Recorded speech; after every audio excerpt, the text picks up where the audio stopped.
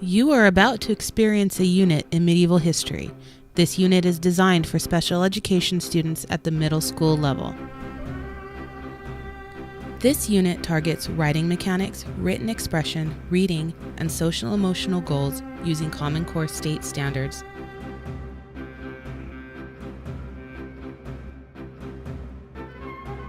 And ISTE standards. This unit also incorporates Howard Gardner's multiple intelligences and technology into every activity using a variety of websites and iPad applications.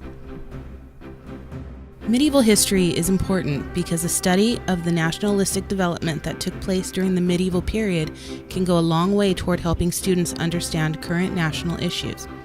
By studying the circumstances and tensions between the church and state, students can learn much about what is acceptable today and what is not. By seeing the results of poor education in the Middle Ages and how the church exploited that condition, students should better appreciate the value of education today. By tracing the practice of law as it existed in both the Roman world and in the Germanic world, students will see the basis of the different law systems of today and how they came to be. Understanding the origin of a law system is fundamental to the proper interpretation of the laws as they exist today. This is just a brief sample of the many exciting projects built into this unit. Verbal learners enjoy both the written and the spoken word. Students will discuss and analyze the Crusades, then reenact battles from the viewpoint of the armies of England and France to try to win the biggest battles of European medieval history using the application Medieval Wars, Strategy, and Tactics. Interpersonal learners love to interact with others and work collaboratively. Students will work in small groups to write a memo to Charlemagne using pages, persuading him to accept or reject the Pope's help. Students will argue their point with the opposing group, stating the reasons why they chose that viewpoint. Kinesthetic learners learn by experiencing the material at hand. Using the text as a reference, students will draw a diagram of feudalism, placing the roles in the correct order using the iPad application Doodle Buddy.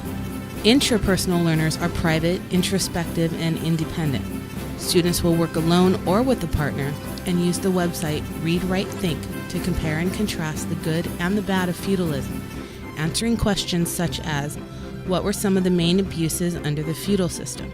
Naturalist learners have an innate ability to categorize. Students will work in groups to classify medieval art and architecture using the website Text is Beautiful.